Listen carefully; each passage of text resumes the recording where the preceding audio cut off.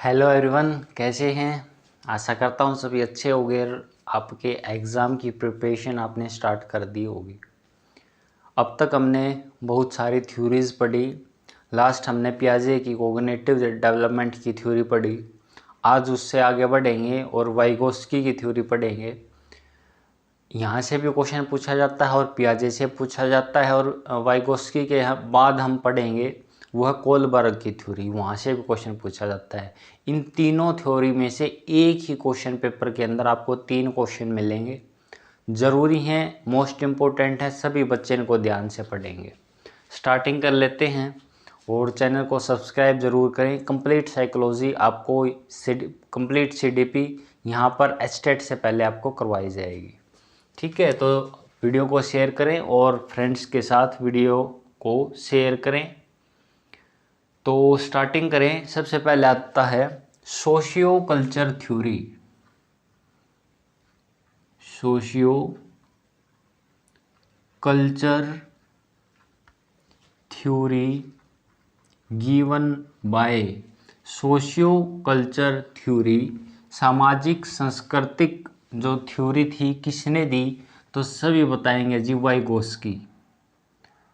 Vygotsky के द्वारा इस थ्योरी का संपादन किया गया। वाइगोस्कीज थ्योरी थी ये, सोशियो कल्चर थ्योरी।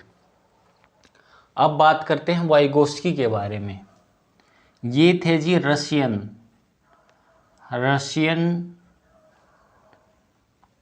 साइकोलॉजिस्ट। ठीक है, रसिया के थे। 1896 के अंदर इनका जन्म हुआ था। अगर आप याद रख सको तो 1896 के अंदर इनका जन्म हुआ था। अब बात करते हैं इन्होंने क्या बताया। इनका जो मेन फोकस रहा, यहाँ पर भी आप चेक कर सकते हो, इनका नाम ही सोशल है थ्योरी का।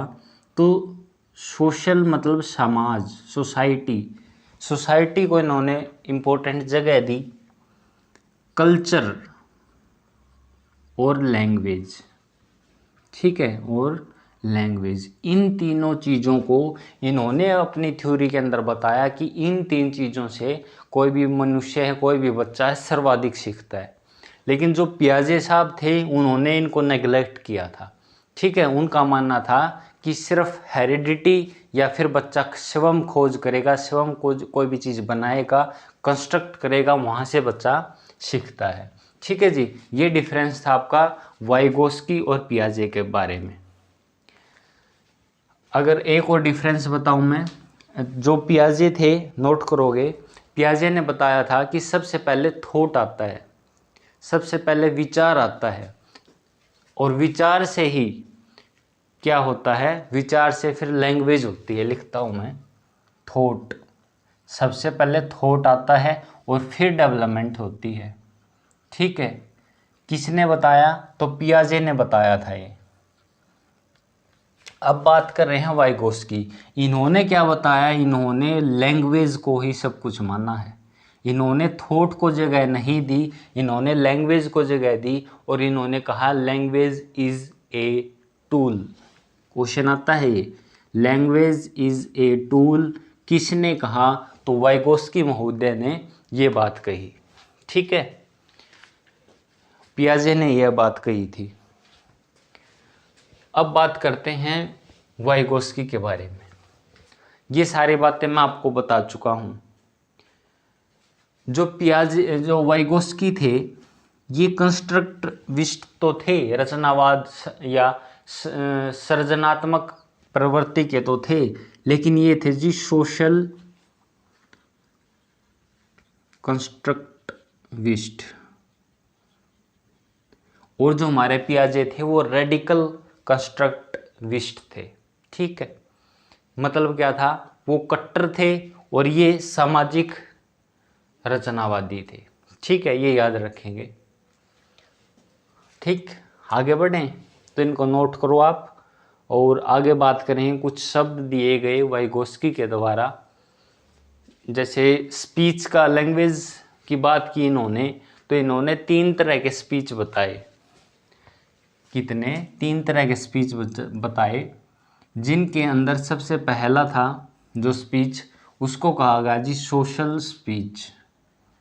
सोशल स्पीच ये अगर पूछा जाए किस ईयर के अंदर, तो 2 साल का बच्चा होता है। सोशल स्पीच का मतलब क्या है? सामाजिक बोलना। कोई भी बच्चा 2 साल की उम्र तक बोलना स्टार्ट कर देता है। जो आमने सामने की बातचीत होती है उसको कहा गया social speech, given by Vygotsky. फिर आया जी प्राइवेट स्पीच। प्राइवेट स्पीच 3 साल का बच्चा। इसका क्या मतलब हुआ? इसका मतलब हुआ कि कोई 3 साल का जो बच्चा होगा वो अपने आप से बातें करेगा, बोलेगा, अपने आप बोलता रहता है और अपने आप से बातें करता रहता है। इसको कहा जाता है जी प्राइवेट स्पीच। 3 साल के बच्चे के अंदर ये चीज़ आपकी बन जाती है, प्राइवेट स्पीच। फिर बात आई साइलेंट इनर स्पीच। ये किस एज ग्रुप के अंदर आएगी?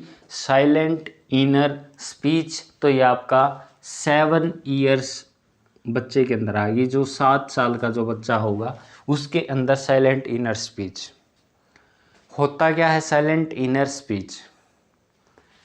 प्राइवेट स्पीच के अंदर बच्चा अपने आप से बातें कर रहा था, वो हम उसको बोलता हुआ सुन सकते थे। लेकिन जो ये स्टेज होगी साइलेंट इनर स्पीच, अपने आप, ऐसे नहीं बोलते हैं अपने अंदर ही मगन है ये, तो है ना, बोलते हैं ना, तो यही स्टेज होती है। उसकी आवाज़ बोलती हमें नहीं सुनेगी, वो सिर्फ अंदर की अंदर खेलता रहता है, सोचता रहता है, बोलता रहता है। ये स्टेज है ये आपकी 7 साल के बच्चे के अंदर। फिर यहाँ पे जो क्वेश्चन आता है वो प्राइवेट स्पीच से आता है। प्राइवेट स्पीच, यहाँ से क्या क्वेश्चन पुट आउट होता है? यहाँ पर जिक्र किया गया जी एक तो पियाजे का, जो कि लैंग्वेज को मानते ही नहीं थे, सेकेंडरी मानते थे वो लैंग्वेज को, पहले थॉट फिर लैंग्वेज। एक नाम आया वाइगोस्की।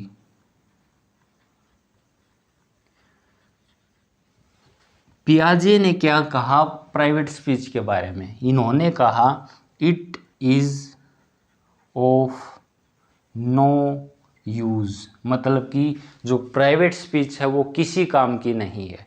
और जो वाइगोस्की थे, इन्होंने तो देखो ये गिवन था, इन्होंने तो दिया था, तो ये मानते हैं कि सब कुछ आपका प्राइवेट स्पीच होता है। ये बहुत ही अच्छी स्टेज है। ये डिफरेंस था आपका वाइगोस्की और पियाजे के बीच में प्राइवेट स्पीच को लेकर। ठीक है, आगे बढ़ते हैं और बात करेंगे जहाँ से क्वेश्चन आता है। जैसे आपका स्कैफोल्डिंग है, जोन ऑफ प्रोक्सिमल है, यहाँ से क्वेश्चन आते हैं, इनके बारे में बात करेंगे। अब वाइगोस्की के द्वारा ये चीज़ें दी गई हैं।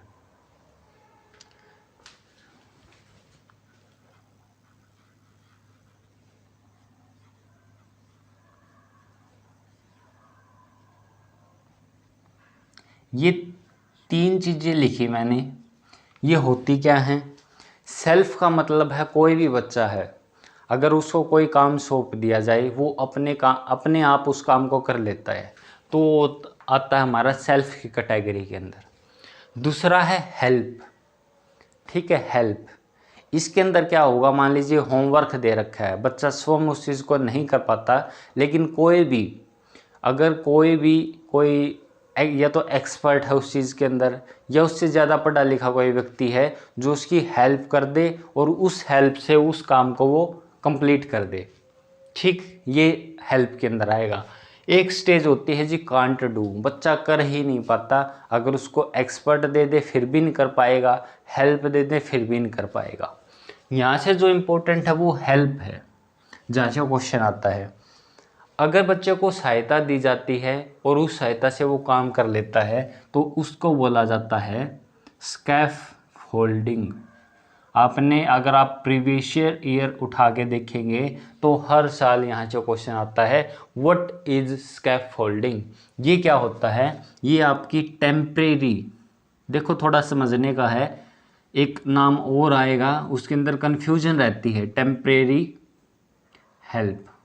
अगर किसी बच्चे को सिर्फ टेम्परेरी हेल्प दी जाए, थोड़ा सा उसको समझा के बता के, और फिर वो जो बच्चा है वो अपना सारा काम कर लेता है, तो वो आपका स्कैफोल्डिंग के अंदर आता है, मतलब कि टेम्परेरी हेल्प से वो बच्चा काम कर लेता है। ठीक, ये तो होता है जी हमारा स्कैफोल्डिंग। एक हमारा आता है zone of proximal, zone of proximal development. ये क्या होता है जोन ऑफ प्रोक्सिमल डेवलपमेंट? इसके बारे में अगर मैं बात करूं, जैसे मैंने आपको बताया, एक तो होता है विद हेल्प, विद हेल्प सहायता से कोई कार्य कर देता है तो उसको स्कैफोल्डिंग बोलते हैं। एक होता है जी कांट डू, वो काम ही नहीं कर पाता। ठीक, इन दोनों स्टेज के जो बीच का जोन होता है, इन दोनों के बीच का जो जोन होता है उसको बोला जाता है जी जोन ऑफ प्रोक्सिमल डेवलपमेंट। सहायता से कर लेता है और बिल्कुल नहीं कर पाता, इन दोनों के बीच का जो जोन होता है उसको कहा जाता है जोन ऑफ प्रोक्सिमल डेवलपमेंट। ठीक, यहाँ से एक आपको बताता हूँ मैं, जो क्वेश्चन पूछा गया है वो कैसे आएगा। आपसे पूछा जाए अगर रेंज, अगर क्वेश्चन पेपर के अंदर, क्वेश्चन के अंदर रेंज आए, ठीक है, समझेंगे, अगर रेंज आए तो आपका आंसर होगा जोन ऑफ प्रोक्सिमल डेवलपमेंट। अगर सिर्फ ऐसे आए टेम्परेरी हेल्प से काम कर लेता है तो उसका आंसर स्कैफोल्डिंग होगा। इसके अंदर भी टेम्परेरी हेल्प से कर लेता है और इसके अंदर भी टेम्परेरी हेल्प से कर लेता है, लेकिन जब स्कैफोल्डिंग आंसर होगा तो ये रेंज नहीं आएगा क्वेश्चन के अंदर। ठीक है, ये रेंज को याद रखेंगे, जोन ऑफ प्रोक्सिमल डेवलपमेंट के अंदर आपको रेंज लिखा आएगा। एक बार क्वेश्चन पढ़ के सुना देता हूँ मैं आपको। According to Vygotsky, a range of task too difficult for the child to do alone but possible with help of adult। ठीक है, इसके अंदर रेंज आई है, रेंज ऑफ जो हमारे टास्क हैं उसकी, अगर रेंज आए तो आंसर ये है, और सिर्फ ऐसे आई कि टेम्परेरी हेल्प से कर लेता है तो वो उसका आंसर स्कैफोल्डिंग होगा। ठीक है, इनको ध्यान रखेंगे, इंपॉर्टेंट है, क्वेश्चन आता है यहाँ से। ये ऐसे भी पूछा जा सकता है स्कैफोल्डिंग किसने दी, और जोन ऑफ प्रोक्सिमल डेवलपमेंट किस थ्योरी के अंदर आता है, तो वाइगोस्की की सोशियो कल्चर थ्योरी के अंदर आता है। एक इन्होंने बताया कोऑपरेटिव लर्निंग, कोऑपरेटिव लर्निंग किसने बताया, तो बताएंगे जी वाइगोस्की के ने बताया। एक बताया रेसिप्रोकल लर्निंग, इनके अंदर इम्पोर्टेंट कौन सा है, तो ये सेकंड वाला मोस्ट इम्पोर्टेंट है, पूछा गया क्वेश्चन है कि रेसिप्रोकल लर्निंग का कंसेप्ट किसने दिया, तो वाइगोस्की के द्वारा दिया गया रेसिप्रोकल लर्निंग। अब बात आती है ये होते क्या हैं। कोऑपरेटिव लर्निंग, कोऑपरेशन से, कोऑपरेशन का मतलब जब जो बच्चे होते हैं क्लास के अंदर सारे इकट्ठे बैठते हैं, अगर एक बच्चे को कोई चीज़ न आए तो दूसरा बच्चा उसको सिखा देता है, वो हमारा कोऑपरेटिव लर्निंग होता है। दूसरा है रेसिप्रोकल लर्निंग, जो कि इम्पोर्टेंट है वाइगोस्की के अनुसार। इन्होंने क्या कहा कि क्लास के अंदर कोई भी कक्षा होती है उसके अंदर शिक्षक से बच्चा तो सीखता ही है, साथ ही साथ जो टीचर है वो बच्चे से भी सीखता है। ये रेसिप्रोकल लर्निंग है कि जो टीचर है, जो हमारा टीचर है वो चाइल्ड को तो सिखाता ही है, बच्चों को तो सिखाता ही है, साथ में वो चाइल्ड से भी खुद सीखता है। तो ये हमारा रेसिप्रोकल लर्निंग है। किसने दिया, वाइगोस्की महोदय के द्वारा ये सारी चीज़ें आपकी बताई गई। ठीक है जी, ये कुछ बातें थी हमारी socio culture theory given by Vygotsky. ठीक, जो मेन इम्पोर्टेंट इन्होंने दी लैंग्वेज जो हमारी सोसाइटी है उनको दी है। ये थी हमारी वाइगोस्की की थ्योरी, मोस्ट इम्पोर्टेंट है। बहुत सारे क्वेश्चन यहाँ से बनते हैं, जितने क्वेश्चन बनेंगे सारे मैंने आपको बता दिए। ठीक, मिलेंगे आपसे नेक्स्ट लेक्चर के अंदर। जो लेक्चर है फ़िलहाल का, इसको शेयर करें, सब्सक्राइब करें चैनल को, लाइक करें वीडियो को, और मिलेंगे नेक्स्ट लेक्चर के अंदर। तब तक के लिए सभी का धन्यवाद। Thank you.